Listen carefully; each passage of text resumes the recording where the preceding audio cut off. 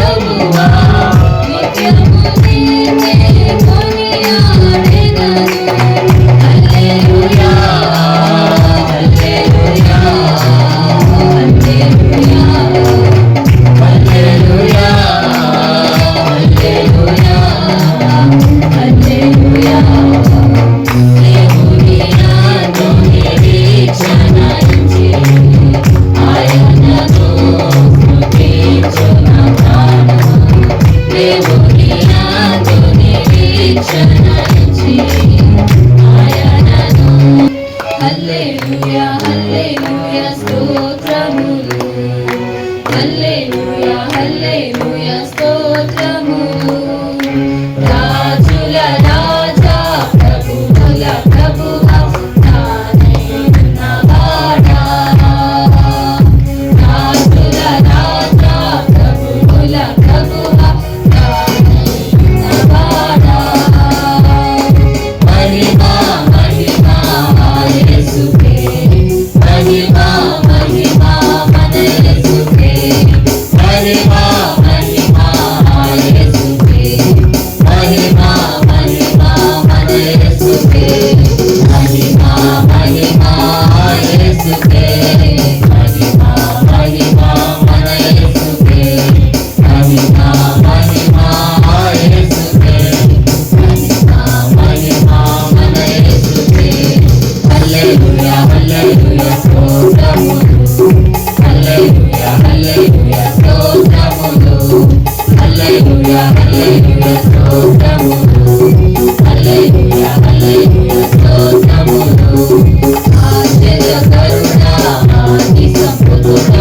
యుగ యుగముల నిత్యుడా ఆశ్చర్యకరుడా ఆది సంపుటుడా యుగ యుగముల నిత్యుడా మహిమా మహిమా యేసుకే మహిమా మహిమా మన యేసుకే మహిమా మహిమా యేసుకే మహిమా మహిమా మన యేసుకే మహిమా మహిమా యేసుకే మహిమా మహిమా మన యేసుకే మహిమా మహిమా యేసుకే మహిమా మహిమా మన యేసుకే హల్లెలూయా హల్లెలూయా స్తోత్రములు హల్లెలూయా హల్లెలూయా స్తోత్రములు హల్లెలూయా హల్లెలూయా స్తోత్రములు హల్లెలూయా హల్లెలూయా స్తోత్రములు ప్రేమ స్వరూపుడా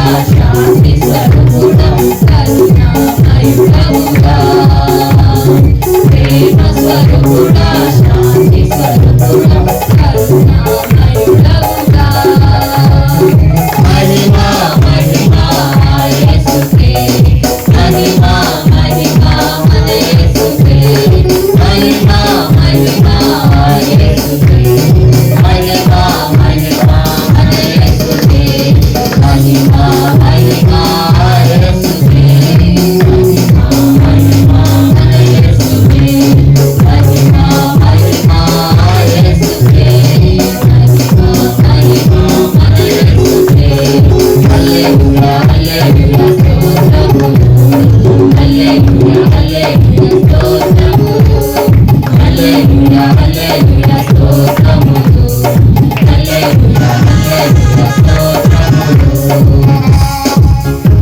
మేలులు నీ మేలులు నేను మరచిపోలేనయ్యా నా ప్రాణము నాంతవరకు విరచిపోలేనయ్యా నా ప్రాణము నాంతవరకు విరచిపోలేనయ్యా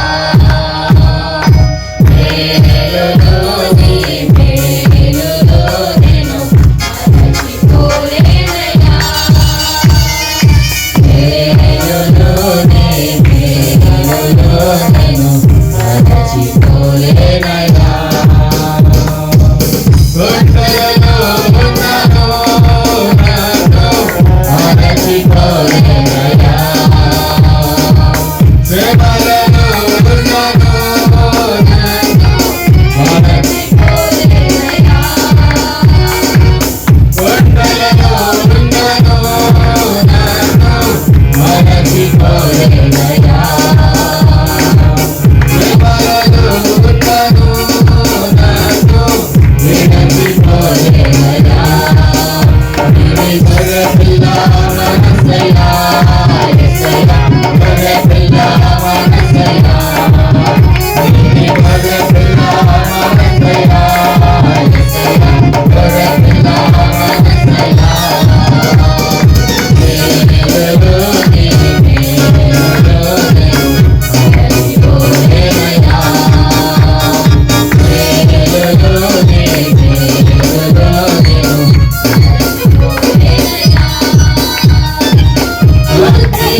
ఉన్నను నేను కాలిపోలేదయా. జలములలో వెళ్ళినా నేను మునిగిపోలేదయా. అగ్నిలో ఉన్నను నేను కాలిపోలేదయా. జలములలో వెళ్ళినా నేను మునిగిపోలేదయా. ఇది పావులము మనసయా యేసయ్యా, పావులము మనసయా. ఇది పావులము మనసయా యేసయ్యా, పావులము మనసయా. వేలులోనే వేలులోనే వేలులోనేనయ్యా. వేలులోనే వేలులోనే చీకటిలో ఉన్నను నన్ను మరచిపోలేదయా. దుఃఖములో ఉన్నను మంచి స్నేహితుడైనావయ్యా. చీకటిలో ఉన్నను నన్ను మరచిపోలేదయా. దుఃఖములో ఉన్నను మంచి స్నేహితుడైనావయ్యా. ప్రేమించే మనసయా యేసయ్యా, ప్రేమించే మనసయా. ప్రేమించే మనసయా యేసయ్యా, ప్రేమించే మనసయా. అతడి మరపిల్ల మనసయా యేసయ్యా, మరపిల్ల మనసయా. అతడి మరపిల్ల మనసయా యేసయ్యా, మరపిల్ల మనసయా. మనసయా యేసయ్యా, పావులము మనసయా. ఇది పావులము మనసయా యేసయ్యా, పావులము మనసయా. ఇది ప్రేమించే మనసయా యేసయ్యా, ప్రేమించే మనసయా. ఇది ప్రేమించే మనసయా యేసయ్యా, ప్రేమించే మనసయా. వేలులోనే వేలులోనే మరచిపోలేదయా. వేలులోనే వేలులోనే మరచిపోలేదయా. నా ప్రాణము నాంత వరకు మరచిపోలేదయా. నా ప్రాణము నాంత వరకు మరచిపోలేదయా. వేలులోనే వేలులోనే మరచిపోలేదయా. వేలులోనే వేలులోనే మరచిపోలేదయా. హృదయముతో నిన్ను వెతుకుచున్నాను. నన్ను నీ ఆజ్ఞలను విడిచి తిరగనీయకము.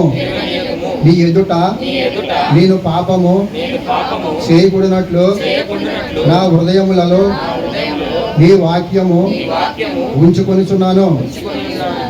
ఉన్నాను. యెహోవా, నీవే స్తోత్రము నొందదగిన వాడువు. నీ కట్టడలను నాకు బోధించుము. నీ నోట నీవు చెలవిచ్చిన న్యాయ విధులన్నిటినీ నా పెదవులతో వివరించుము. సర్వ సంపదలు దొరికినట్లు నీ శాసనముల మార్గమును బట్టి నేను సంతోషించున్నాను. నీ ఆజ్ఞలను నేను ధ్యానించదను. నీ త్రోవలను మన్నించదను. నీ కట్టడలను బట్టి నేను హర్షించదను. నీ వాక్యమును నేను మరవకయుందును.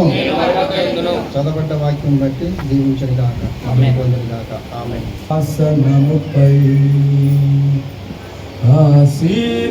ఆసీనుడవైయున్న దేవా,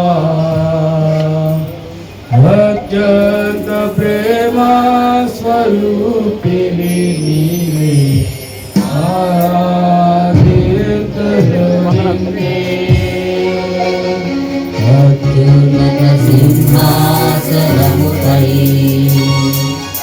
ఆసీనుడవైయున్న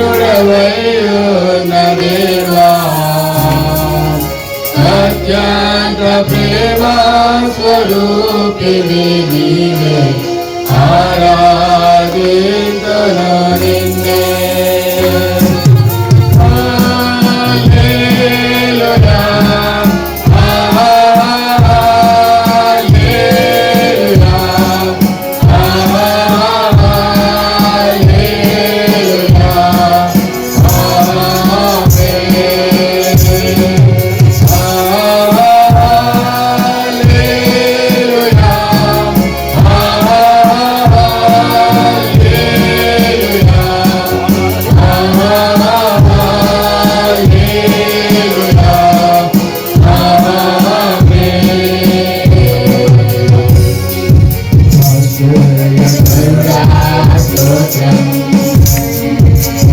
ఆలోచనకర్త స్తోత్రం బలమైన దేవా నిత్యుడవగు తండ్రి సమాధానాధిపతి స్తోత్రం ఆశ్చర్యకరుడా స్తోత్రం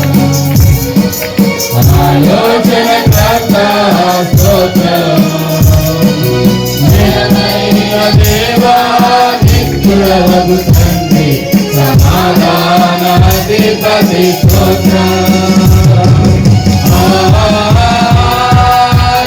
హల్లెలూయా హల్లెలూయా హల్లెలూయా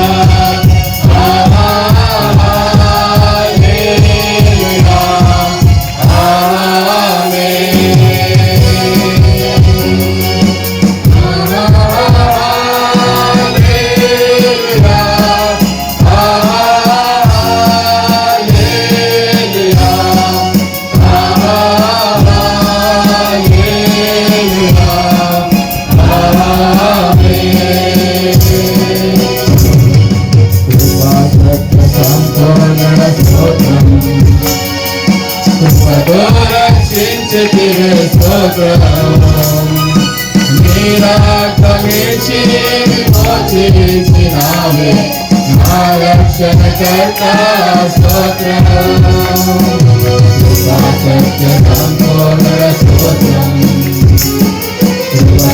రక్షించితివే స్తోత్రం నీరాకమిచ్చి విమోచించినావే రక్షణకర్త స్తోత్రం హల్లెలూయా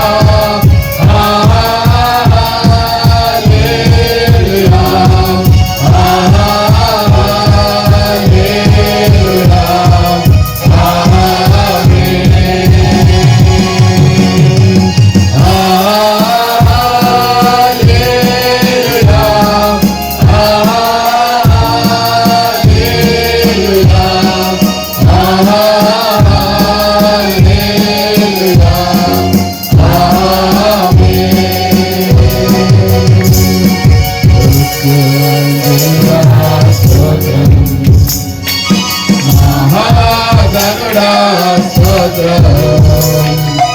నమ్ముని కొనిపోవు త్వరలో రానున్న మేఘవాహనుడా స్తోత్రం మృత్యుంజయుడా స్తోత్రం మహాగణుడా స్తోత్రం నమ్ముని కొనిపోవు త్వరలో రానున్న మేఘవాహనుడా స్తోత్రం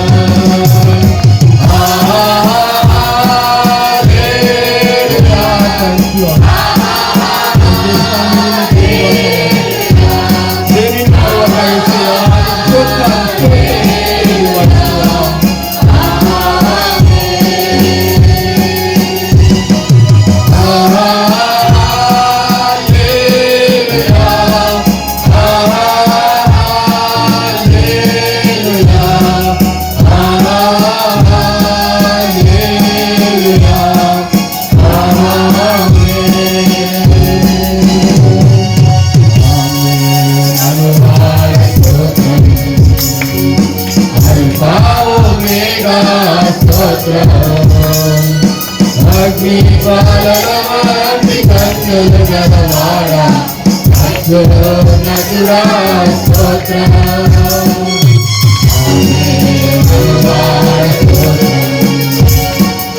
అల్ఫా ఒమేగా స్తోత్రము అత్యున్నతమైనటువంటి కన్నులు గలవాడా అత్యున్నతుడా స్తోత్రం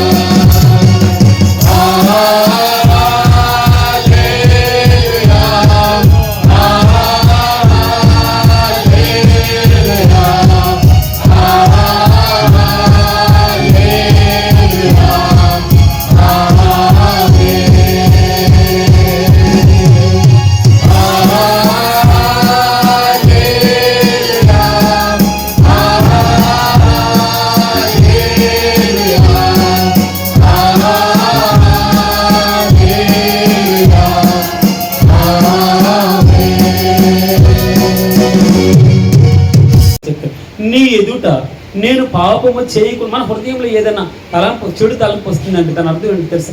ఆయన ఎదుటే వస్తుంది మనకు చెడు తలం. ఆయన చూస్తున్నాడు అన్న భయం లేకుండా మనం ఏం చేస్తాం? కఠినం చేసుకుంటున్నాం. కానీ ఇంకొక విధంగా మూర్ఖత్వంలోకి వెళ్ళిపోతున్నాం. అందుకే భగవంతుడు ఈరోజు నాతో మాట్లాడేది, ఆయన చూస్తూ ఉన్నాడు. నీ ఎదుట నేను పాపం చేయకున్నట్లు నా హృదయంలో ఈ వాక్యం ఉంచుకుని ఉన్నాను ప్రభు. 119:16 నీ కట్టడలను బట్టి నేను హర్షించదు, నేను నీ వాక్యమును మరుగుకేందను. స్తోత్రం ప్రభు. మన జీవితాల్లో ఆయన వాక్యాన్ని మర్చిపోకూడదు, ధ్యానం చేయాలి, అలాగా ఇమిటేట్ చేయాలి, నెమరు వేయాలి.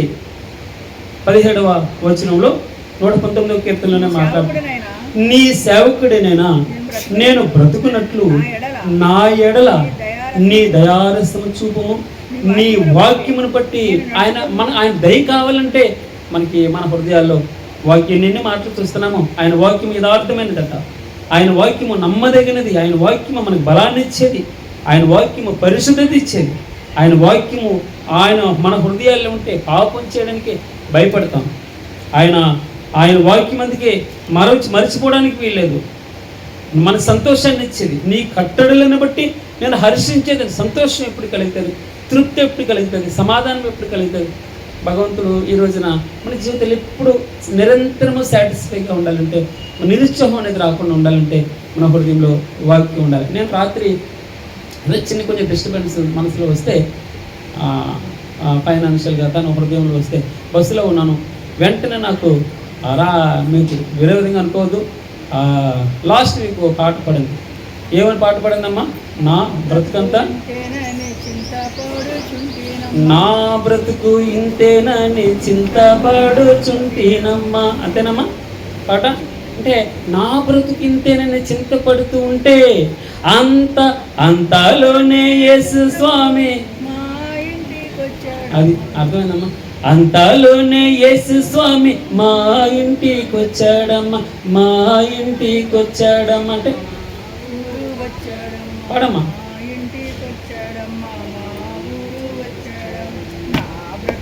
ఇంతేనని చింతపడుచుంటేనమ్మ, నా బ్రతుకు ఇంతేనని చింతపడుచుంటేనమ్మ. అంతలోనే యేసు స్వామి మా ఇంటికి వచ్చాడమ్మ, అంతలోనే యేసు స్వామి మా ఇంటికి వచ్చాడమ్మ. దేవుని నామమునకు మహిమ కలుగును గాక. మనం చింతపడుతూ ఉంటే మనం అందుకే ఆయన వాక్యం మనలో ఉంటే ఒక పాట ద్వారా దాన్ని వెంటనే ఏం చేశానంటే నాకు ఆ పాట జ్ఞాపకం వచ్చి ఆ పాటను పెడతాను, ముట్టుగా పెడతాను అనుకుంటారు జనాలు. ఆ పాటను వెంటనే నేను ఒక గ్రూప్లో పెట్టాను. నేను మామూలుగా వేరే విధంగా కాదు, మన జీవితంలో మనకు ఆదరణ ఇచ్చేది ఇంకొకరికి ఆదరణ ఇస్తారు. 100 మందికి అక్కర్లేదండి మాట, ఒకరికి తెలుసు. అలాంటి ఎవరికో ఆదరలేనివాడికి వాక్యం చేత ఆదరిస్తుంది. ధైర్యం చెడిపోయిన వాడికి ధైర్యాన్ని ఇచ్చేది, వారికి బలాన్ని ఇచ్చేది వాక్యం. పాపంలో పడినోడికి వాక్యమే శుద్ధి చేసేది.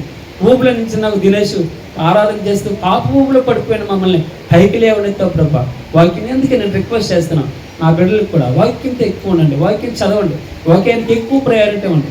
మీరు అంతగా బైబిల్ చదివితే అంత మీరు రాణిస్తారు, అంతగా అభివృద్ధి చెందుతారు. మీరు వాక్యం లేని దేని మామూలుగా మీ సొంత జ్ఞానం మిమ్మల్ని అభివృద్ధి చేయలేదు. అంటే డబ్బు సంపాదించవచ్చు కానీ తృప్తి అనేది మీ జీవితంలో ఉండదు. అందుకే ఏమన్నాడమ్మ ఇక్కడ, నీ సేవకుడని నేను బ్రతుకున్నట్లు నా ఎడల నీ దయారసం చూపు ప్రభువా. నీ వాక్యమును బట్టి నేను నడుచుకుని మనల్ని వాక్యం ఏం చేస్తుంది?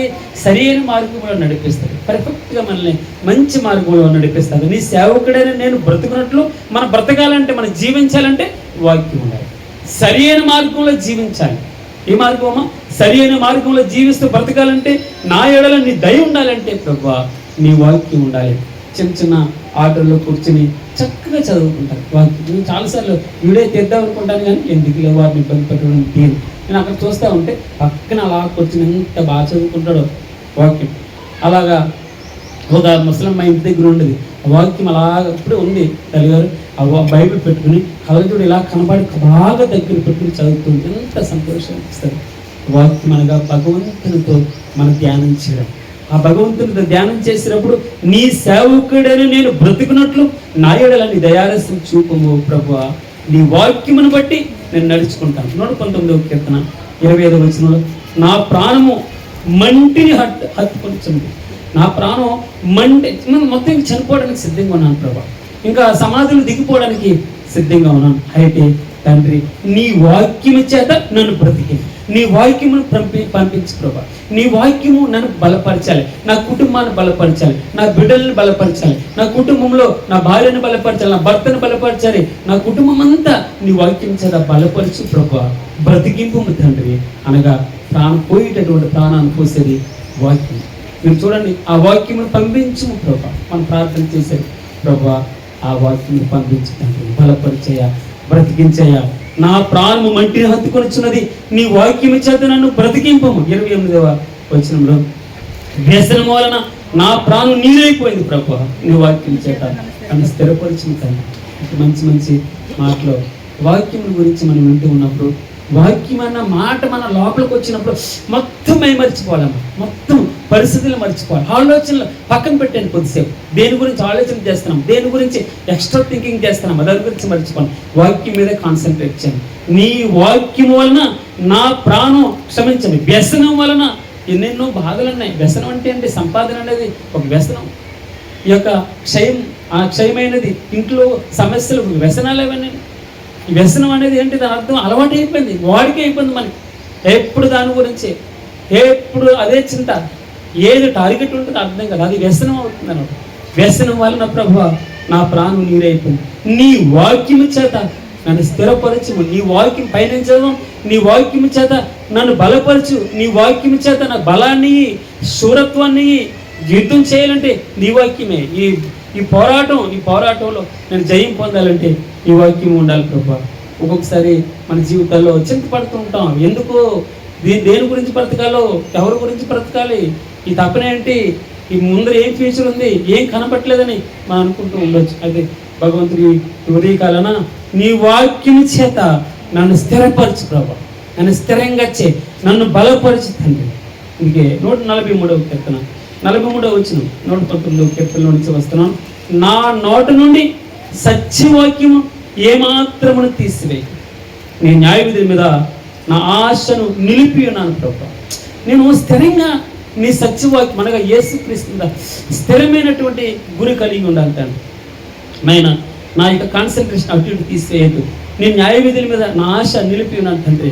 నీ వాక్యము బలమైనది, శూరత్వం గలది, బాధల నుంచి తెప్పించేది, ఆరోగ్యం ఇచ్చేది, ఆయాసాలను తొలగించేది, వ్యసనాలన్నింటిని దూరపరిచేది, స్థిరపరిచేది, నిలిపేది, ఆయన వైపు నడిపించేది, మంచి మార్గం వైపు మనల్ని నడిపించేది. మోకాళ్ళు నలిగిపోయినటువంటి మోకాళ్ళు ఏమన్నారు, ఇంకా సడలిపోయినటువంటి సత్తువులైనటువంటి మోకాళ్ళు లేడి కాళ్ళ వల్లే చేస్తుందట. స్తోత్రం. ఈ బలం ఎలాగొచ్చింది? 99 సంవత్సరాల తల్లిగారు ఎలాగ వాక్యం చదవగలుగుతుంది, ఎలాగ పాటలు పాడగలుగుతుంది, ఎలాగ దేవుని స్తుతించగలుగుతుంది, ఎక్కడి నుంచి వచ్చింది వాళ్ళని తన పనులు తాను చేసుకోవడానికి? నీ వాక్యము 50వ వచనం, నీ వాక్యము నన్ను బ్రతికించినది, నా బాధలో ఇదే నాకు నెమ్మది కలిగించింది. మనం ఆరాధించడానికి ఎంత ఓటనిచ్చే మాట, బలమిచ్చేటటువంటి మాట. మనం ఆరాధన చేయడానికి ఆయనకు నిజంగా కృతజ్ఞతాస్తుతులు చెల్లించాలి. నీ వాక్యము నన్ను బ్రతికించినది, నా బాధలో ఇదే నాకు నెమ్మది కలిగించుచున్నది. స్తోత్రం ప్రభువా. 57వ వచనంలో, యెహోవా నీవే నా భాగం, నీ వాక్యములను అనుసరించి నడుచుకుందని నిశ్చయించుకొని ఉన్నాను. స్తోత్రం ప్రభువా. మన గురి వాక్యం మీద పెట్టుకో. వాక్యం ప్రభువా, నేను నీ వాక్యాన్ని ఏం చేయాలి? ఏలుకోవాలి. నీ వాక్యము ఏమన్నాడు ఇక్కడ? నీ వాక్యము నన్ను బ్రతికించినది, నా బాధలో ఇదే నాకు నెమ్మది కలిగించుచున్నది. 57 యెహోవా నీవే నా భాగము అంటే అర్థమైందమ్మా. నీవే ప్రభువా నా ఆస్తి అని అర్థం. అర్థమవుతుందమ్మా నేను మాట్లాడేది? నీవే నా భాగము, నీవు నా ఆస్తి, నీ వాక్యములను అనుసరించి నడుచుకుందని నిశ్చయించుకొనిచున్నాను. నీకు దేని గురించి తాపత్రయపడు, దేని గురించి పరితపించు. ఓ ఇది అదే, నాకు అది కావాలి ఇది కావాలని నేనేమి అసలు తపన పను. నా బ్రతుకంతా కూడా ఏంటమ్మా, నీవే నా భాగం ప్రభువా, నీవు నా సొంతం. ఇందాక ఆరాధన చేస్తే నీవు నా భగవంతుడి సొత్తుమాను. అవును, కానీ ఈరోజు మన సొత్తు ఆయనే, మన భాగం ఆయనే, మన శ్వాస భాగం. ఏమంటామా? నీవు నా భాగం, నీవు నా శ్వాస భాగం, నువ్వు నా పానీయ భాగం. ఆ రోజుని మడులు అంటే తెలుసమ్మా? మడులు అంటే నీరు కట్టినటువంటి ఆ యొక్క పొలాలు, లేదా మెట్టలు అంటే నీరు లేనటువంటి పైన రకరకాలుగా వాతావరణాన్ని బట్టి పండించి, అందుకని ఒకటి పళ్ళ భూములు, ఒకటి మెట్ట భూములు అంటారు. భగవంతుడు ఏం చెప్తున్నాడంటే, నీవు నా శ్వాస భాగం, మెట్ట భూములు నీవే నా ప్రభువా, పళ్ళ భూములు శ్వాస, దాన్ని ఏమంటారు పానీయ భాగం నీరు నిలిచినటువంటి దాంట్లో ఈ బావులు, నీ పళ్ళ భూములన్నీ నీవే, ఆస్తి అంతా నీవే. బంగారం, నా బంగారం ఆయనే, నా వెండి ఆయనే నా సమస్తం, మొత్తం ఆయనే. నువ్వు ఉంటే చాలు ప్రభా. అన్ని సమస్తము క్షయమైనవి ఈ లోకంలో ఉన్నవి అన్నీ ఒక పక్క నుండి, నా ప్రభు ఒక పక్క నుండి నా రాజుని కోరుకోవాలని నా ఆశ, నీ ఆశగా ఉండాలని దేవుడు చెప్పాను. మన ఆశ అంతా ఆయన కోరుకోవాలి. ఆయన్ని కోరుకుంటే ఆయనతో పాటు బోనస్గా ఎవరైనా ఆయన పేరు సొలొమోనుకి ఆయన ఏం చెప్పాడు? ఏం కోరుకున్నాడమ్మా? జ్ఞానం కోరుకున్నాడు. జ్ఞానం అంటే ఎవరు? భగవంతుని కోరుకున్నాడు. భగవంతుని కాబట్టి మిగిలిన ఎన్ని బోనస్. అందుకే ఇక్కడ మనం బాగా మంచి స్వార్థపరమై ఉండాలి. ఒక ఆయన ఏం కోరుకుంటాడంట? ఈ లోకంలో ఎలా ఉండాలి? ధనవంతుడిగా ఉండాలి, ఆ లోకంలో లాజర్లా ఉండాలని కోరుకున్నాడు. అంటే ఎప్పుడు సుఖం కోరుకుంటూ ఉంటాడు. మనం స్వార్థపరులం అవుతాం. మనం కోరుకుంటే ఆయన్నే కోరుకున్నాం. ఆయనతో పాటు సర్వ ఐశ్వర్య భోగాలు దాని వెనకాల వస్తూ ఉంటాయి. వాటంతా నెట్టుకుంటూ వస్తాయి. తాపత్రయం అంతా ఆయన మీద ఉండాలి, ఆయన సంపాదించుకోవడం ఉండాలి, ఆయన గురిగా కలిగి ఉండాలి. మనసుల నుండి ఆయన్ని ఆయన మీద పడిపోవాలి. అందుకే 12వ వచనం మొదటి వచనంలో మొత్తం శరీరం ఏమన్నాడమ్మా? మన ఆత్మ శరీరం మొత్తం ఆయన మీద పాదాలు ఎదురు పడిపోవాలి. 12వ వచనం మొదటి వచనంలో రోమీయులకు రాసిన పత్రిక, కాబట్టి సహోదరులారా పరిశుద్ధమును దేవునికి అనుకూలమైన సజీవ యాగంగా, ఒక్కసారి మొత్తం ఆయన కాళ్ళ మీద పడిపోయి మరలా ఈ భాగం నాదని అనుకోకుండా, ఒక్క క్షణం కూడా ఇది నాది కాదని అనుకోవాలి. మనం ఆయనదే, ఇది అది ఎవరిదమ్మది? ఇది భగవంతునిదే, ఆయనదే. నీ మహిమ కోసం ఏర్పాటు చేసుకున్నాను ప్రభు, నీ మహిమ కోసం ఏర్పాటు చేయబడినటువంటి వాడు. మంచిగా మన ఆశ అంతా కూడా ఆయన మీద ఉంటే ఆరోగ్యం ఆయన ఆటోమేటిక్గా తనంతా అదే వస్తుందండి. ఐశ్వర్యం ధనంతా అదే వస్తాయి. ఉద్యోగాల వాటంతా అవే వెతుక్కుంటాయి. నీ తలుపు తడుతాయి, నీ ఇంటి తలుపు, నీకు ఫోన్ కాల్ చేస్తారు. అర్థం ఆయన మీద మనం ఆవగింజంత అవిశ్వాసం లేకుండా పూర్తిగా విశ్వసించాలని భగవంతుడి రోజున ఇష్టపడుతుంది. మనం ఆరాధించడానికి వెళ్తుంది. వాక్యంలో బలం ఉంది, వాక్యంలో నెమ్మది ఉంది, వాక్యంలో సంతోషం ఉంటుంది, వాక్యంలో తృప్తి ఉంటుంది, వాక్యంలో ఆరోగ్యం ఉంటుంది. వాక్యం అనేది ఆయనే. ఇంకా ఆయన మీద మనం ఆశ పెట్టుకుంటాం. మిగిలినన్నీ ఆటోమేటిక్గా వస్తాయి. ఒక రోజు బాధ, ఒక రోజు సంతోషం, ఒక రోజు బాధలోని సంతోషంలోను ప్రభువా అంటాడు, నేను రక్షించినను రక్షించకపోయాను రాజా, నేను ఎట్టి పరిస్థితులను ఆ పని చేయను అన్నాడు. నెబుకద్నెజరు అని పేరు పెట్టి పిలుస్తున్నాడు రాజుని. నా దేవుడు రక్షించడానికి సమర్థుడు నాకు తెలుసు, విశ్వసిస్తున్నాను అంతగా. ఒకవేళ ఆయన చిత్తాన్ని బట్టి రక్షించకపోయినా నేను మాత్రం ఈ పని చేయను అన్నాడు.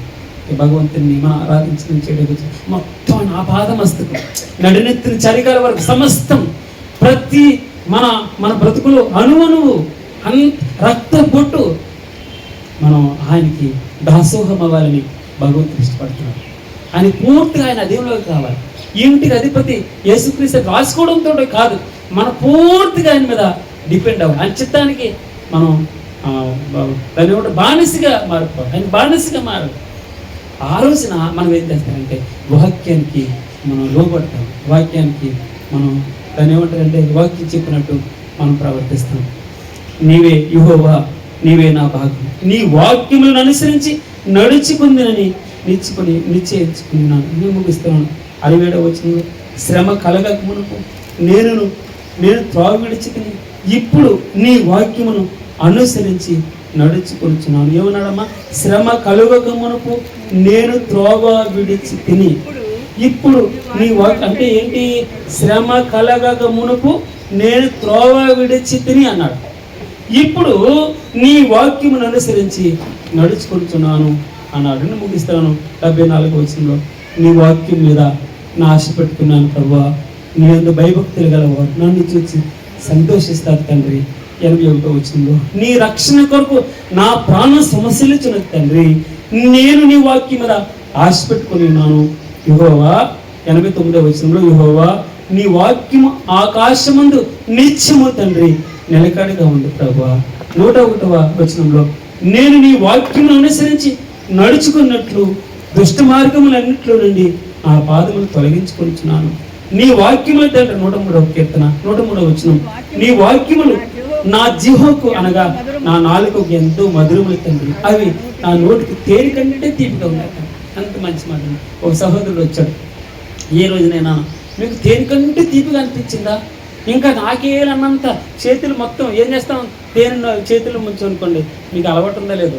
మంచి కూర ఉన్నప్పుడు ఆ ఒక్క చిన్న అన్నం మీద కూడా వదలము తెలుసా, మొత్తం ఇలాగనుకుని చేతుంటే ఇలాగని నాకు మీరు చిరాకు అనిపిస్తే అనిపించవచ్చు, కానీ నా మట్టుకు నేను చెప్పేస్తాను డైరెక్ట్గా. మనకి ఇష్టమైనది మనం తింటూ ఉన్నప్పుడు చక్కగా మొత్తం జుర్రుకోవాలంటే తెలుసా, మొత్తం చేతులు ఎంత ఇంకెక్కడ మిగిలిపోయింది, ఏదో కూర ఉందా లేదో అని అడుగుదాం అనుకుంటా ఎందుకు మొహమాటం కొద్దిగా అడుగు. అంటే అంతగా అనిపించింది ఎప్పుడైనా వాక్యం చదివేటప్పుడు? అంతగా చురుకైనా అంతవరకు వాక్యం మీకు అనిపించిందా అంటాడు భక్తుడు. ఇంకొకసారి ఏమన్నాడు, మీరు పరిగెత్తేటప్పుడు వాక్యం ఎంత చెమట పట్టేస్తుందో, అలసిపోతారో, ఆయాసం వచ్చేస్తుందో అలాగే అనిపించిందా మీకు ఎప్పుడైనా? వాక్యం చదువుతున్నప్పుడు అరే ఈ వాక్యం అయిపోతుందేమో, పరిగెత్తాలి, త్వరగా పరిగెత్తాలని చెమట పట్టేందుగా వాక్యం పట్ల మనకు ఆశ పుట్టిందా? తేనెను జుర్రుకున్నట్టు బాగా ఇష్టమైన కూర చేతులతో నాకేసినట్టు మీకు ఎప్పుడైనా వాక్యం పట్ల ఆ విధమైన ఫీలింగ్ అనిపించిందా? అనిపించే కొద్ది రోజులు ప్రార్థించేద్దాం. వాక్యము ఏమన్నాడమ్మా? నీ వాక్యములు నా జీవోకి ఎంతో మధురములు, అవి నా నోటికి తేనె కంటే తీపిగా ఉన్నాయి ప్రభా. 105వ వచనంలో నీ వాక్యము నా పాదములకు దీపమును, నా త్రోవకు వెలుగునైన ప్రభా. 114వ వచనం నా ఏమన్నాడమ్మా? నా మరుగు చోటు, నా కేడుము నీవే, నేను నీ వాక్యం మీద ఆశ పెట్టుకుని ఉన్నాను. 130వ వచనం నీ వాక్యములు వెల్లడి అగుట తోడనే వెలుగు. లాస్ట్ వీక్ మనం చదివాం కదా, నీ వాక్యములు వెల్లడి అగుట తోడనే వెలుగు కలుగుతుంది, అవి తెలివి లేని వారికి తెలివి కలిగిస్తూ ఉన్నాయి. 133వ వచనం నీ వాక్యమును బట్టి నా అడుగులు స్థిరపరచము, ఏ పాపమును నేలనియొద్దు అన్నాడు. 139వ వచనం నా విరోధులు నీ వాక్యం మరిచిపోదురు, కావున నా ఆసక్తి నన్ను భక్షించుచున్నది అంటాడు. 148వ వచనంలో నీవిచ్చిన వాక్యమును నేను ధ్యానించుటకే నా కన్నులు రాత్రి జాములు కాకమునిపై తెరుచుకుంటాను అని రాకి. ఎంత ఆశ, ఎంత సంతోషం! నీవిచ్చిన వాక్యమును నేను ధ్యానించుటకే నా కన్నులు రాత్రి జాములు కాకమునిపై తెరుచుకుందును. 172వ వచనంలో నీ ఆజ్ఞలన్నీ న్యాయములు, నీ వాక్యమును బట్టి నా నాలుక పాడును. దేవుని నామమునకు మహిమ కలుగును గాక. ముగిస్తున్నాను, ఆరాధనలకు వెళ్దాం. యవనస్తులు దేని చేత తమ నడత శుద్ధిపరుచుకుందరు? నీ వాక్యమును బట్టి దానిని జాగ్రత్తగా చూసుకున్నది చేతనే కదా. నా పూర్ణ హృదయంతోనూ నేను వెదికి ఉన్నాను, నన్ను నీ ఆజ్ఞలని విడిచి తిరిగినది. ఎక్కడికి వెళ్తున్నాడో అర్థం కాదు. ఎక్కడికి వెళ్తున్నాడు ఉండి ఇక్కడికే అంటాడు, రాదు మన మాట. ఎక్కడికి వెళ్తున్నావురా ఈ టైంకి? ఇక్కడికే అంటాడు. ఎక్కడికే రాదది. భగవంతుడి రోజున మనతో మాట్లాడుతున్నాడు, ఏమంటాడమ్మా? నన్ను నీ ఆజ్ఞలను విడిచి తిరగనీయకుము. నాకు ఆశ, మన కుటుంబస్తులు, మన పిల్లలు వాక్యం చదువుతాం, కొద్దిసేపు ఆగడాడి వాక్యం చదువుతున్నాను కదా, ఎందుకు డిస్టర్బ్ చేస్తాం అన్న మాట ఎప్పుడైనా వినాలి అని నాకు ఆశ. చూద్దాం మన ఇళ్ళలో ఏం చేయాలమ్మా, మన ఇంట్లో నువ్వు వాక్యం చదువుకుతున్నాను ఆగండి, కొద్దిసేపు ఆగండి టైము అన్న మాటలు ప్రతి గృహంలోని వినాలని నేను ఇష్టపడుతున్నాను. అక్కడ ప్రార్థనలు జరగాలని ఇష్టపడుతున్నాను. ఇది గది ఆయనది, అక్కడే మోకరు వెళ్ళాలి. నేను ఎక్కడున్నా ఏదో ఒక సమయాన్ని మోకరు వెళ్ళే స్థలాన్ని చూసుకుంటాను. ఒక స్టార్ట్ చేశాను అక్కడ, నేను ఎక్కడ పడుకోవాలన్నాను మనకు తెలుసు, పర్లేదు అక్కడ పడుతుంది కానీ నేనేం మాట్లాడుతాను. భగవంతునికి ఇష్టంగా మనం వాక్యాన్ని చదవడానికి ఇష్టపడాలి. వాక్యం రాత్రి మా మేనలుడు పెడతా ఉన్నారు సౌండ్, రే 4-5 సార్లు మన వాక్యం చదివేటప్పుడు మన డిస్టర్బ్ అవుతుంది నేను అనగలగాలి. వాక్యం కోసం ఎప్పుడు పరితపించాలి, వాక్యం పట్ల ఎక్కువ. అదేనమ్మా మన మంచి ఆరాధన అంటే ఏం లేదు, జస్ట్ హృదయంలో నుంచి చిన్ని సునాదం, ఒక చిన్ని సంగీతం లాంటి ఆరాధన ఇష్టంతో పలికే చిన్ని మాట, పెద్ద వాక్యాలు ఉచ్చరించట్లు మన హృదయంలో నుంచి స్తోత్రం ప్రభు ఒక్క మాట పలికించండి. నాయన నీకు ధన్యవాదాలు తండ్రి, థ్యాంక్ యూ స్తోత్రం హల్లెలూయా హల్లెలూయా హల్లెలూయా హల్లెలూయా హల్లెలూయా. మన హృదయంలో పాట ఆయనకి సంబంధించిన మాట ఇది. హల్లెలూయా అంటే ఆయనకు సంబంధించిన స్తోత్రం అంటే మన స్తోత్రం అని పలుకుతుంటే మన హృదయం పులకరించాలి. మన హృదయంలో ఆయన గురించిన సునాదం వినపడుతూ ఉండాలి. స్తోత్రం హల్లెలూయా హల్లెలూయా హల్లెలూయా హల్లెలూయా హల్లెలూయా హల్లెలూయా. సాతాను అంధకార దురాత్మ శక్తులు, మనలో ఉన్నటువంటి పాపపు ఆలోచనలు, మనలో ఉన్నటువంటి అపరిశుద్ధత, వ్యసనం ఆయన వాక్యం దూరపరిస్తుంది, మనం బలంగా చేస్తుంది. ఆయనకి ఇష్టంగా వాక్యం లోపల ఉంటే యవనస్తులే కదండి, నేను చిన్నపిల్లలు, పెద్దవారు, ముదిసలవారు అందరూ ఆయన స్తుతించాలి. ఏమనుందమ్మా మాట చదివేసి చాలా సమయం అయిపోయింది. 148వ కీర్తనలో ఒక మాట మనం పలికేసి మన ఆరాధనలోకి వెళ్దాం. చూడండి 148 పెడితే 148 కదా, 148. యెహోవాను స్తుతించుడి, ఆకాశవాసులారా యెహోవాను స్తుతించుడి, ఉన్నత స్థలముల. నేను స్తుతించిన మాట పక్కన పెట్టి నేను ఆ మాట పలుకుతూ ఉంటాను, దాని తర్వాత స్తుతించిన మాట పలుకుతాను. ఏమన్నాడు చూడండి, ఆకాశవాసులారా, ఉన్నత స్థలముల నివాసులారా, ఆయన దూతలారా, ఆయన సైన్యములారా, సూర్య చంద్రులారా, కాంతి గల నక్షత్రములారా, పరమాకాశములారా, ఆకాశము పైనున్న జలములారా, తర్వాత భూమి మీద ఉన్న మకరములారా, అగాధ జలములారా, అగ్ని వడగండ్లారా, హిమమా ఆవిరి, ఆయన ఆజ్ఞను నెరవేర్చి తుఫాను, పర్వతములారా, సమస్తమైన కుట్టలారా, ఫలవృక్షములారా, సమస్తమైన దేవదారు వృక్షములారా, మృగములారా, పశువులారా, నేలను ప్రాకు జీవులారా, రెక్కలతో ఎగురు పక్షులారా, భూరాజులారా, సమస్త ప్రజలారా, భూమి మీద ఉన్న అధిపతులారా, సమస్త న్యాయాధిపతులారా, యవనులు, కన్యలు, వృద్ధులు, బాలురు అందరూ యెహోవా నామమును స్తుతించుదురుగాక. యెహోవా నామమును స్తుతించుదురుగాక. ఆయన నోట మనం మనస్ఫూర్తిగా ఆయన ఆరాధించాలి. ఆయన ఆరాధిస్తే ఆయన ఆరాధనలో గొప్పదనం ఏంటి తెలుసా? మనసులో దేవునికి స్తోత్రం చెల్లిస్తే గొప్పదనం ఏంటి తెలుసా? దేవుని స్తుతిస్తుంటే బాధలన్నిటి నుండి, ఎన్ని బాధలు కలిగినాయి? 6 బాధలు కాదు, 7 బాధల్లో నుంచైనా నీ వాక్యం నన్ను తప్పిస్తుంది, నెమ్మదినిస్తుంది, ఆరోగ్యాన్ని ఇస్తుంది, ఆయుష్ని ఇస్తుంది, ఐశ్వర్యాన్ని ఇస్తుంది, బలాన్ని ఇస్తుంది, సూరత్వాన్ని ఇస్తుంది.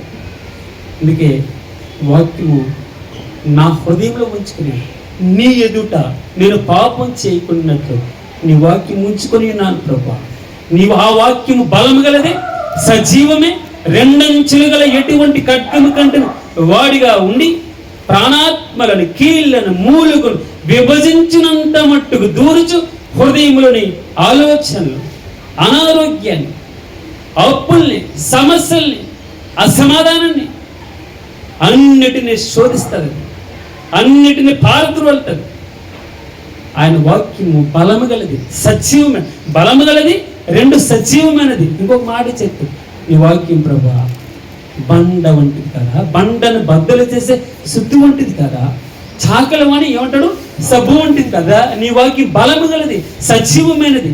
మనం ఆయనతో ఒక్కడితో రిలేషన్ కావాలి, మనకి నలుగురితో అక్కర్లేదు. ఆయన, మనం, నేను, ఆయన ఆయన ఎదుటి మనం ఉన్నప్పుడు లాస్ట్ వీక్ మనం చెప్తాం, నీ వాక్యం అద్దం ప్రభా, అద్దంలో నా బ్రతుకు కనబడుతుండాలి, రహస్య పాపం కనబడుతుండాలి, నీకు ఆయాసకరమైనది కనబడాలి, ఆయనకి ఇష్టం లేనిది ఆయన అద్దం అనే వాక్యంలో కనబడుతుండాలి. అప్పుడు దానిని ఒప్పుకొని విడిచిపెట్టి ప్రభువు కాళ్ళ మీద ఒక్క కన్నీరు బొట్టు కార్చేదే ఆరాధన చేద్దాం, ప్రభుని మహింపడతాం. God bless you. ఆశీర్వాదముగా నిందలన్నిటిని దీవెనలుగా మార్చి అవమానాలను ఆశీర్వాదముగా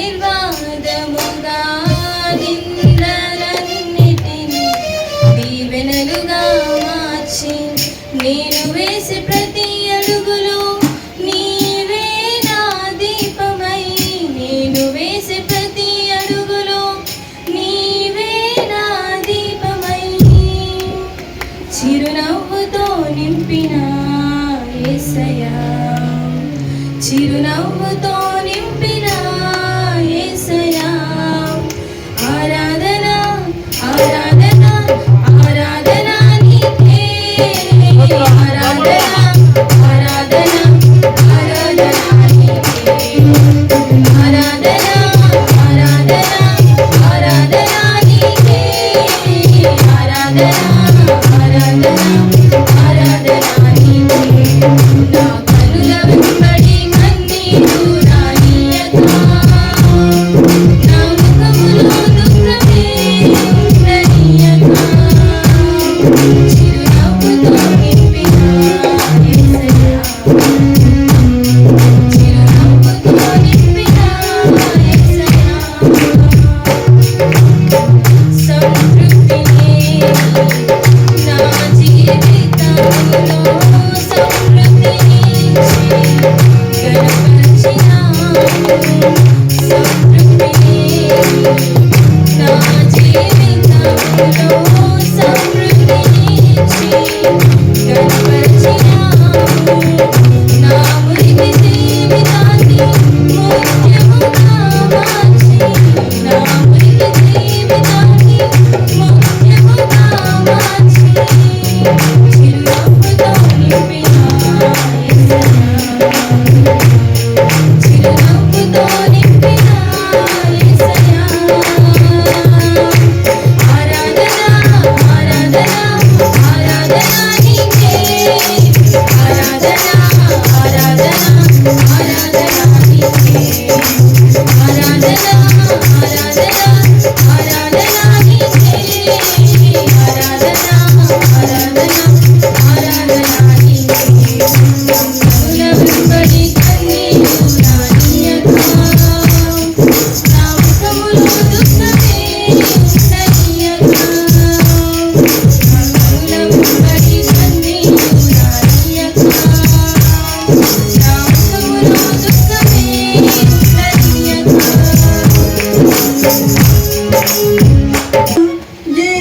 జీవించేదను నీ కొరకే దేవా, నీ కొరకే దేవా, ఈ లోకంలో జీవించేదను నీ కొరకే దేవా,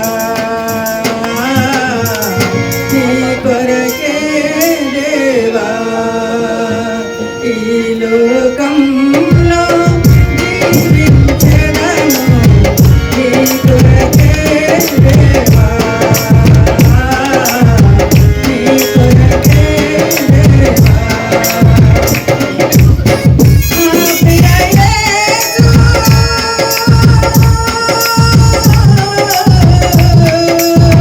నా ప్రియ యేసు, నాకు లేరు ఎవరు ఇలా ప్రేమించేవారు.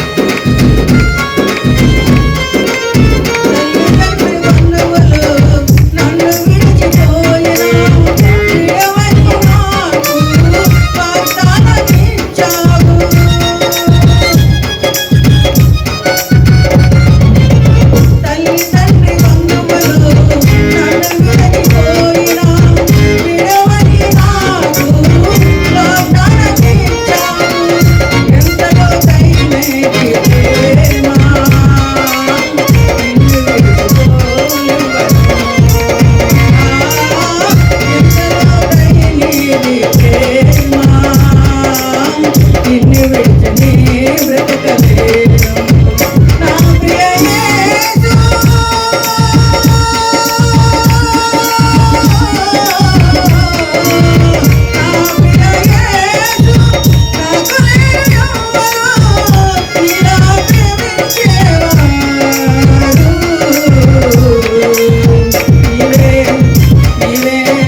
నీవే నా ప్రాణ ప్రియుడవు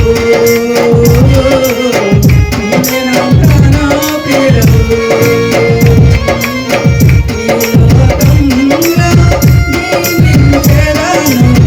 నీ కొరకే దేవా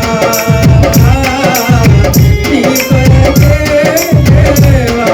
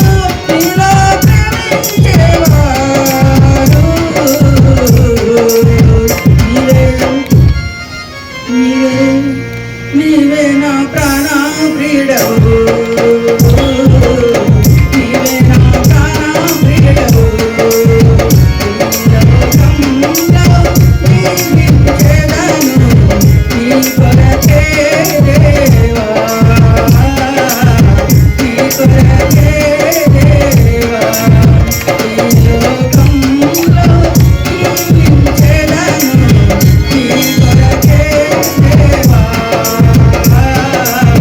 నీ కొరకే దేవా నా ప్రియ యేసు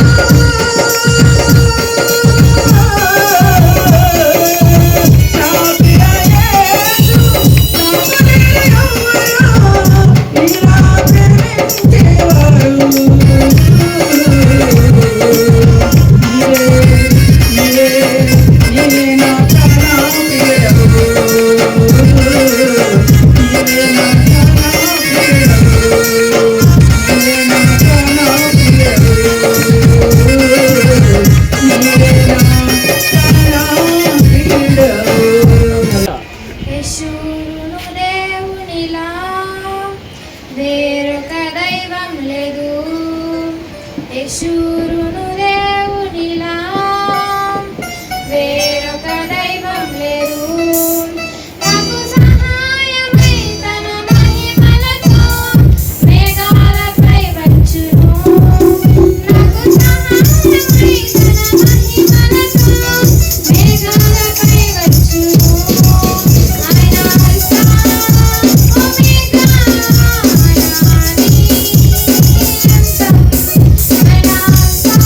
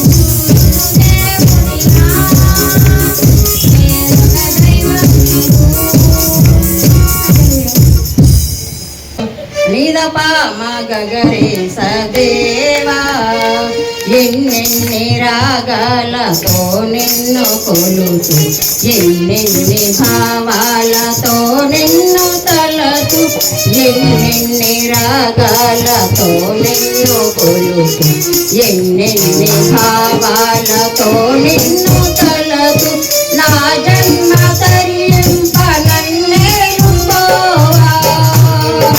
నా జన్మ తరింప నన్నేలుకోవా నీ దివ్య శక్తితో నడిపించరా నిజమా మగరి సదేవా సనిదాప మగరి సపారా నిజమా మగరి సదేవా ఓ దేవనాలో నివసింపరావా నీ సేవకు నీ మనిషిలోన ఓ దేవనాలో నివసింపరావా నీ సేవకు నీ మనిషిలోన నీవే నా శరణం ఓ యేసుదేవా నీవే నా శరణం ఓ యేసుదేవా నీ ఆత్మ శక్తితో నడిపింపరావా నిరపా మగరి సదేవా జీవిస్తున్నానంటే నీ కృప బ్రతికి ఉన్నానంటే నీ కృప జీవిస్తున్నానంటే నీ కృప ఏ యోగ్యత నాలో లేదు ఎంత భాగ్యమునిచ్చావు పరిశుద్ధత నాలో లేదు నీ ప్రేమను చూపావు ఏ యోగ్యత నాలో లేదు ఎంత భాగ్యమునిచ్చావు పరిశుద్ధత నాలో లేదు నీ ప్రేమను చూపావు యేసయ్యా నా యేసయ్యా యేసయ్యా నా యేసయ్యా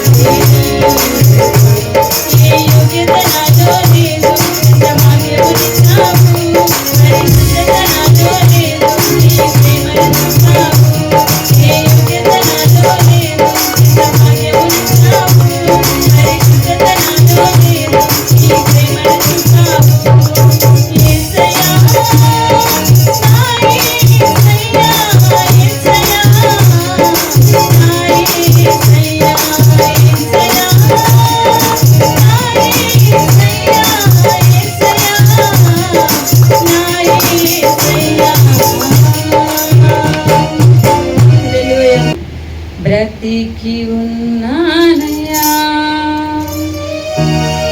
నీ చేయి చాపి లేవనెత్తినందున జీవించుచున్నానయ్యా నీ చల్లని చూపుతో కరుణించినందున బ్రతికి ఉన్నానయ్యా నీ చేయి చాపి లేవనెత్తినందున జీవించుచున్నానయ్యా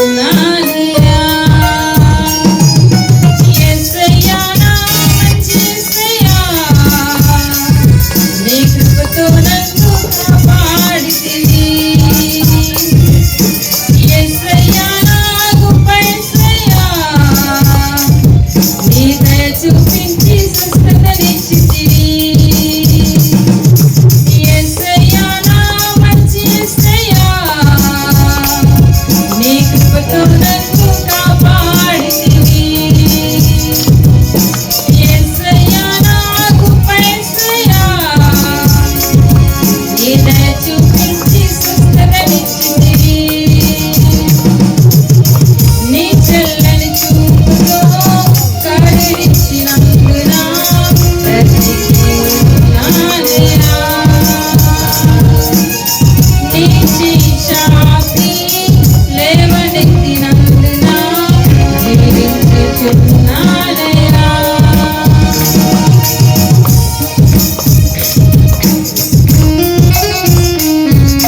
అందరి మౌనం ముందుగా తప్పట్లు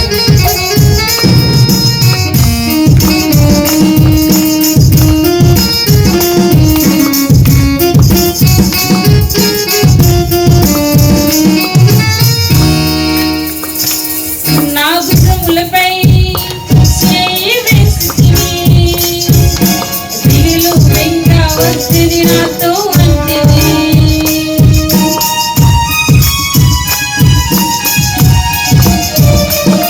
నా భుజములపై చేయి వేసితివి దిగులు వెంక వచ్చింది నాతో అంటివి నీ సన్నిధి నాకు తోడుగా ఉంచితివి నా కన్నీళ్లు ప్రతిరోజు తుడచితివి నీ కృపతో కనికరించి నా వ్యాధి బాధలలో కంటి పాపగా నన్ను కాపాడితివి నీ కృపతో కనికరించి నా వ్యాధి బాధలలో కంటి పాపగా నన్ను కాపాడితివి యేసయ్యా నా మంచి యేసయ్యా నీ కృపతో నన్ను కాపాడితివి యేసయ్యా నా గొప్ప యేసయ్యా నీ దయ చూపించి స్వస్థతనిచ్చితివి యేసయ్యా నా మంచి యేసయ్యా నీ కృపతో నన్ను కాపాడితివి యేసయ్యా నా గొప్ప యేసయ్యా నీ దయ చూపించి స్వస్థతనిచ్చితివి నీ చల్లని చూపుతో కరుణించినందున బ్రతికి ఉన్నానయ్యా నీ చేయి చాపి లేవనెత్తినందున జీవించుచున్నానయ్యా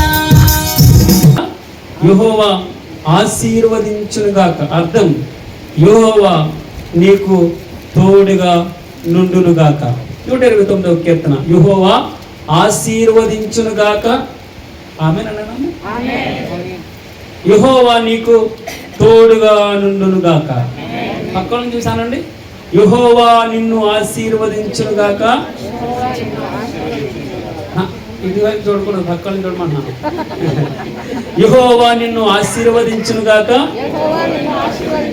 యెహోవా నీకు తోడుగా ఉండునుగాక గాడ్ బ్లెస్ అమ్మా మనకి ఆయన ఆశీర్వాదం ఉంటే చాలు ఆయన తోడుగా ఉంటే చాలు చాలా సంతోషం ఇక్కడ యెషయా రాసిన గ్రంథం 28వ అధ్యాయం నాకు ఇష్టమైన మాట పరిశోధింపబడిన రాయి యేసుక్రీస్తు వారు మనకి సహాయం ఆయన ఆశీర్వాదం ఆయన మనకి అందుకే అక్కడ మాట ఉంటుంది, విశ్వసించువాడు కలవర పడు. రోమిలకు రాసిన పత్రిక 8:26 అటువలే ఆత్మయు మన బలహీనతను చూచి సహాయం చేయుచున్నాడు.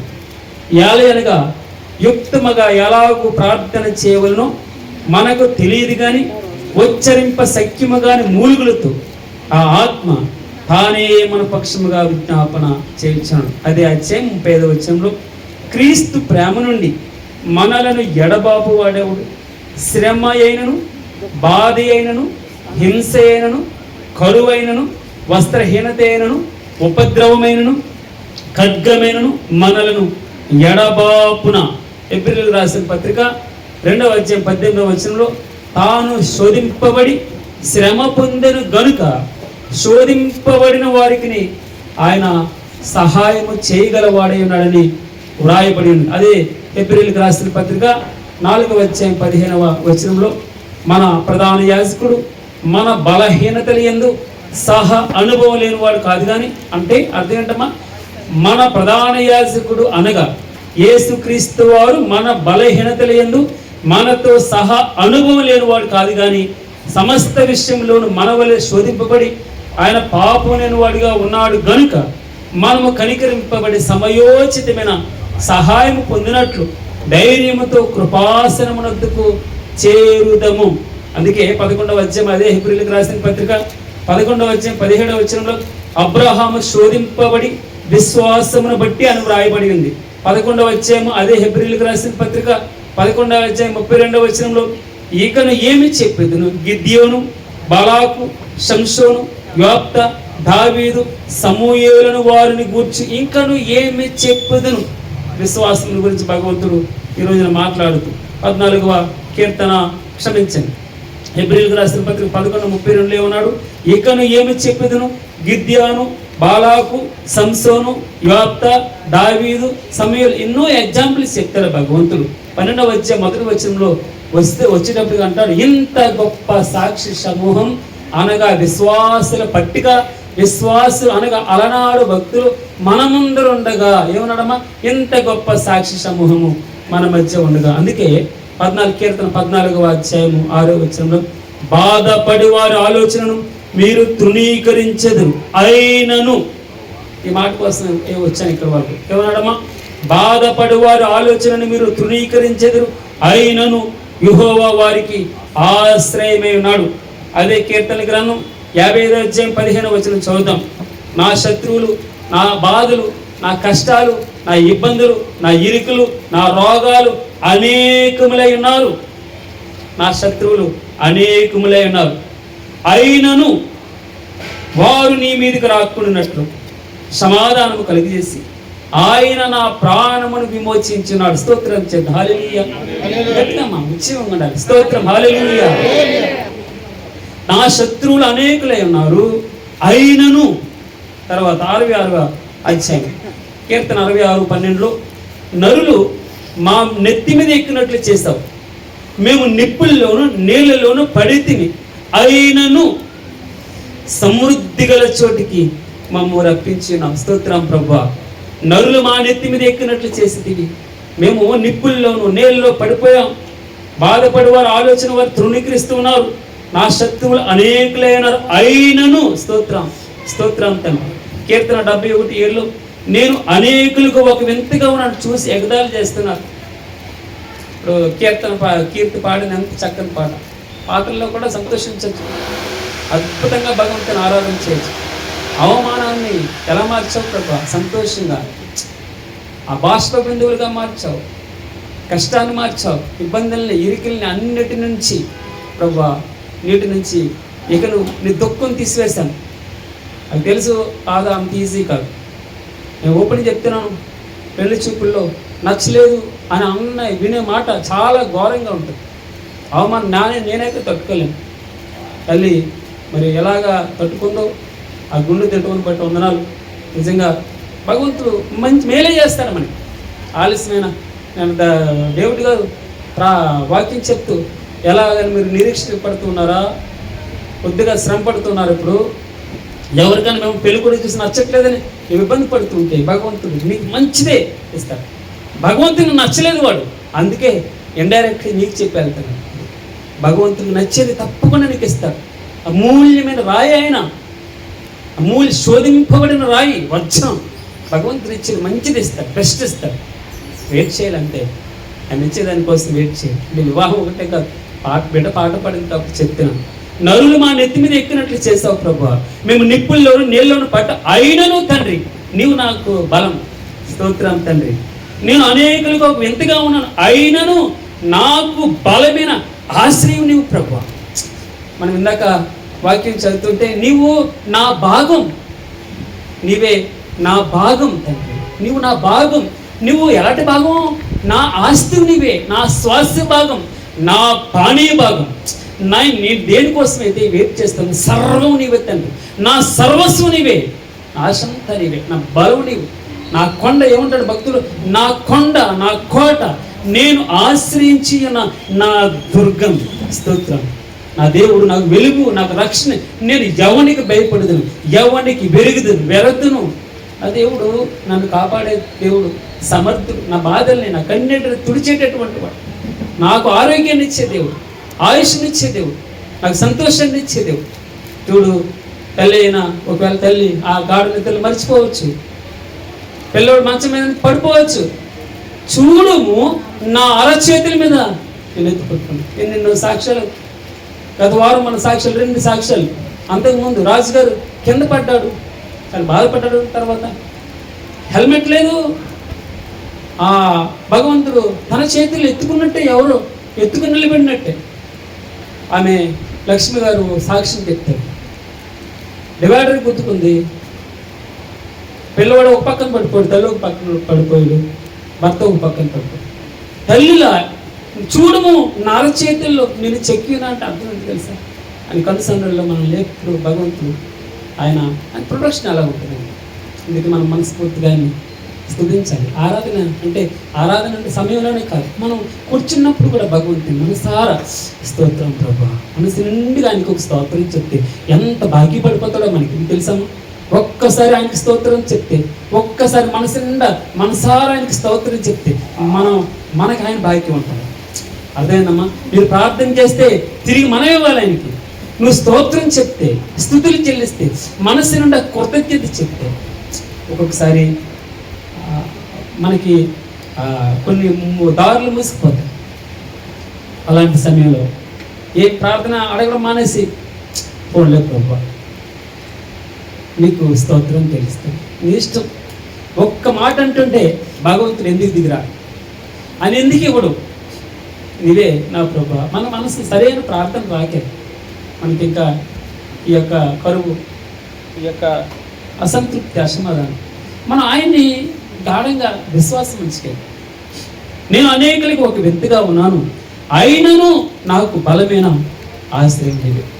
119వ కీర్తన 51వ వచనంలో, గర్విష్ఠులు నన్ను మిగులు అపహసించి అయినను నీ ధర్మశాస్త్రము నుండి నేను తొలగలిగినాను. నీ దేవుడు ఏమైనని సచివతంగా ప్రార్థన చేస్తారు.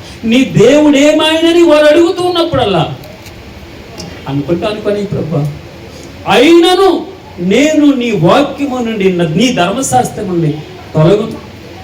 నేను 83వ వచనం 119వ కీర్తన 83లో, నేను పొగ తగులుచున్న సిద్ధువులని అయిపోయాను ప్రభా. పొగ తగులుతూ ఉన్న సిద్ధువులని అయ్యాను అంటే దాని అర్థం ఏంటి తెలుసా? ఇంకా ఆరిపోయే సమయం వచ్చింది, గుడ్డుగా వెళ్తున్నాను. ఎప్పుడు ఆరిపోతానో తెలియదు. నాకు ఎవరికి ఇష్టం లేకుండా ఉన్నాను.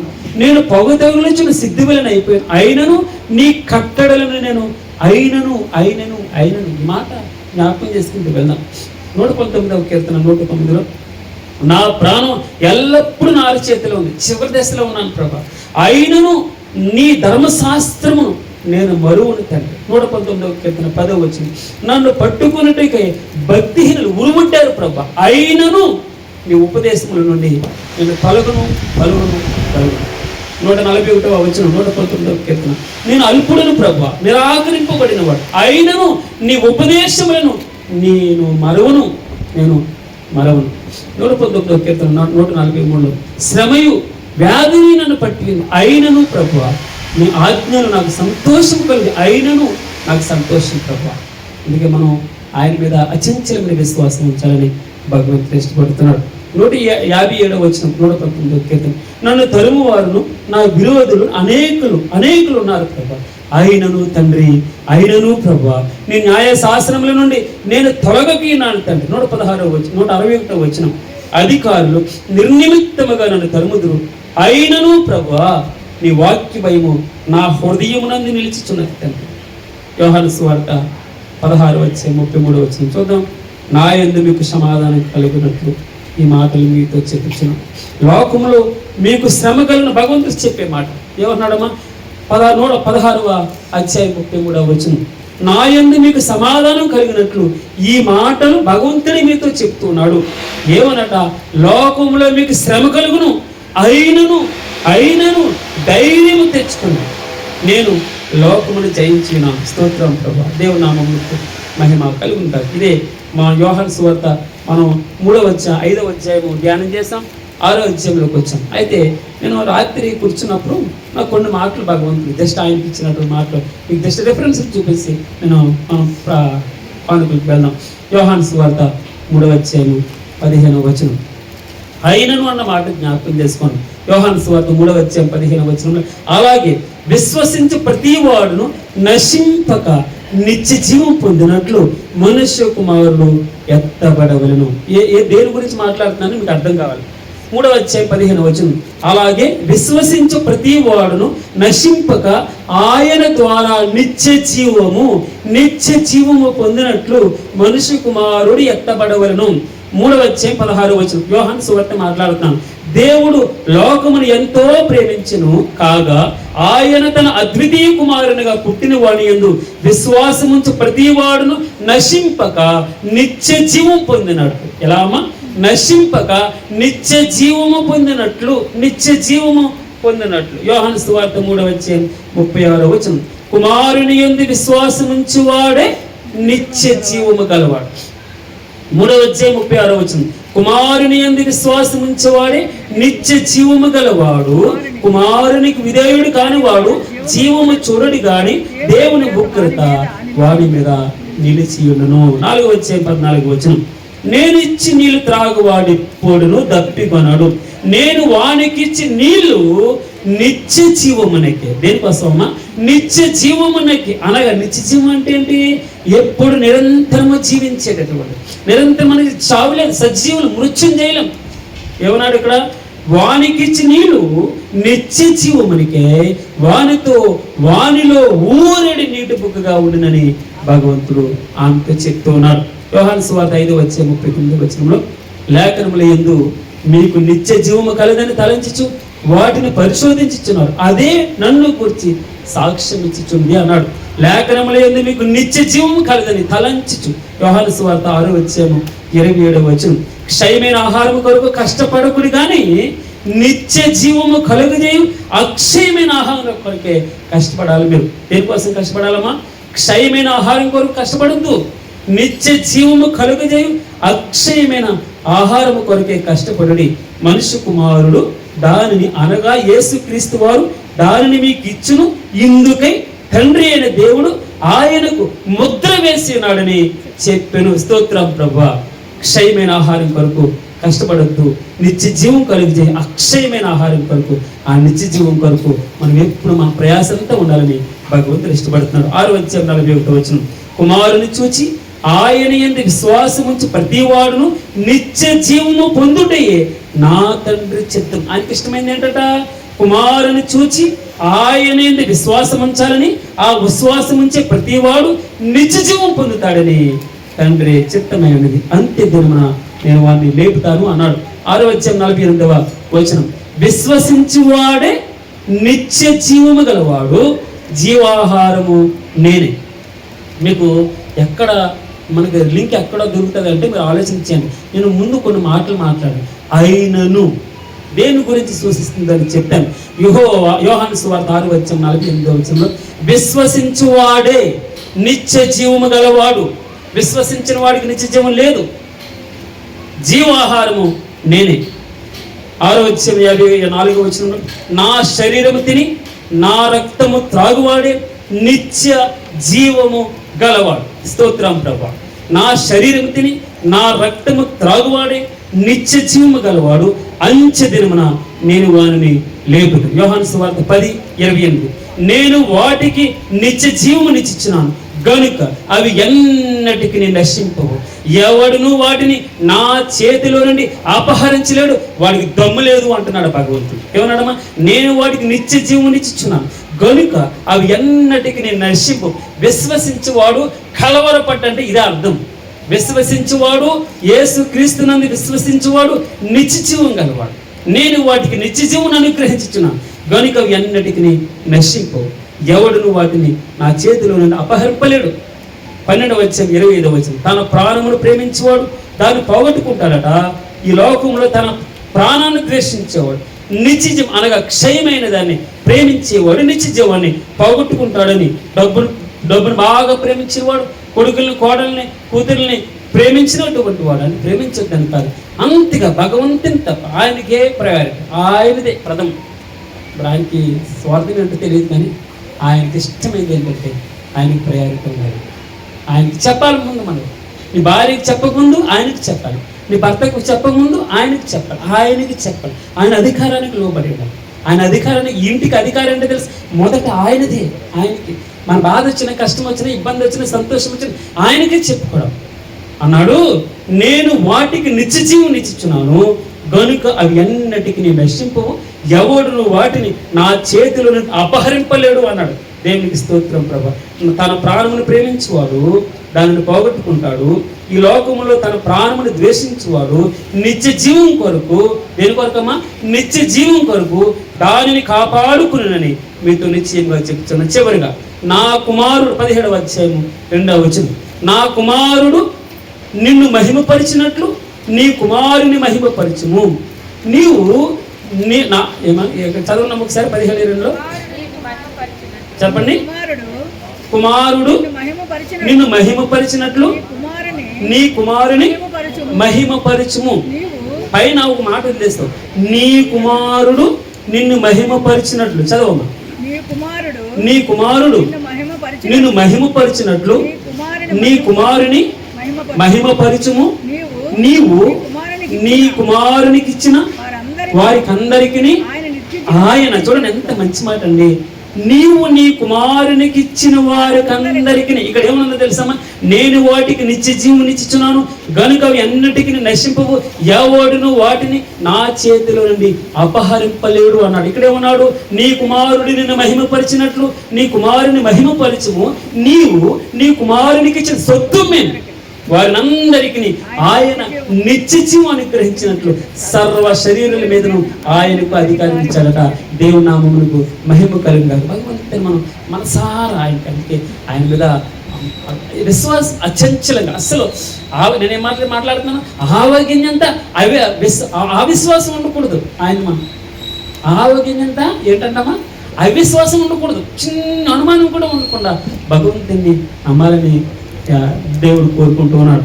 అది వచ్చేవాడిగా చూద్దాం. రోమీయులకు రాసిన 12:7 సక్రియను ఓపికగా చేయొచ్చు మహిమను ఘనతను అక్షయతను వెదికు వారికి నిత్య జీవము నిత్యము. చదువుదాం ఈ మాట అందరం కలిసి చదువుదాం. సక్రియను ఓపికగా చేయొచ్చు మహిమను ఘనతను అక్షయతను వెదికు వారికి నిత్య జీవము నిత్యము. దేవుని నామమునకు మహిమ కలిగి ఉంటారు. కష్టం రావచ్చు, ఇబ్బంది రావచ్చు, శ్రమ రావచ్చు, ఆయాసాలు రావచ్చు, అయినను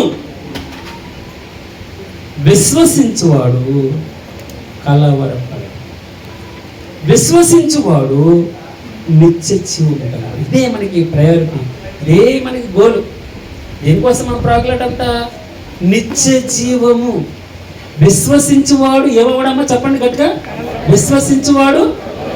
విశ్వసించువాడు తర్వాత మాట, విశ్వసించువాడు నిత్య జీవం గలవాడు.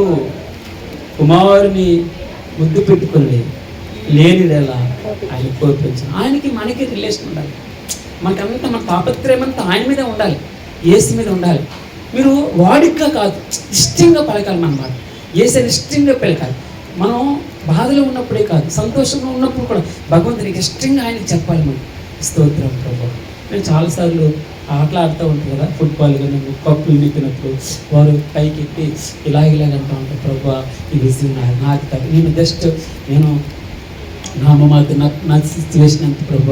మనకు కూడా ఏదైనా మంచి జరిగింది అనుకోండి, మనం ఏం చేస్తాం తెలుసా, పక్క వారిని చూసామా, ఇతరులు చూసామా, పరిస్థితులను చూసాం కాదు. ప్రభు అంటారు పరిస్థితులను చూడొద్దు, ప్రభువునే చూడండి. అందుకే ఈ రోజున విశ్వసించేవాడు కలవరపడడు, అయినను విశ్వసించేవానికి నిజ జీవాన్ని గ్రహించే భగవంతుడా మనసారా నీకు స్తుతులు చెల్లిస్తున్నాను.